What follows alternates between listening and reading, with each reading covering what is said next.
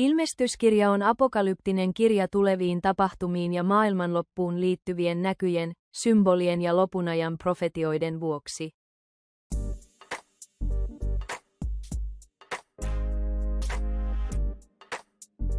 Tervetuloa Jeesuksen Kristuksen ilmoituksen Bible Studyin.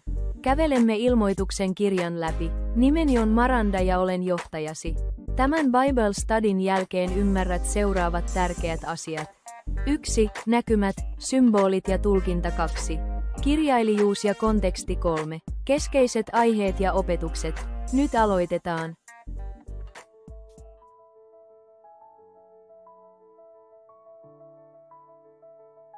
Ilmestyskirja on Raamatun viimeinen kirja. Ilmestys on erittäin symbolinen ja profeetallinen, täynnä eläviä kuvakuvauksia ja näkyjä, jotka kuvaavat Jeesuksen Kristuksen lopullista voittoa pahan yli. Apostoli Johanneksen Patmoksen saarella maanpaossa ollessaan kirjoittama ilmestyskirja käsittelee varhaiskristittyjen ja jopa nykykristittyjen kohtaamia kamppailuja ja vainoja sekä tarjoaa toivoa ja rohkaisua kuvaamalla lopun aikoja ja Jeesuksen Kristuksen paluuta.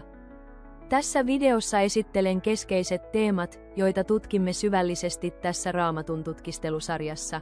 7 kultaista lampunjalkaa ja niiden ajattomat sanomat. 7 sinettiä ja niiden paljastuvat mysteerit. 7 pasuunaa voimakkaine varoituksineen. 7 maljaa paljastavat Jumalan viimeisen tuomion. Ja Jumalan lunastussuunnitelma, visio äärimmäisestä uudistumisesta ja toivosta. Jokainen teema on olennainen osa ilmestyskirjaa, ja yhdessä ne kertovat tarinan Jumalan uskollisuudesta ja ikuisen voiton lupauksesta.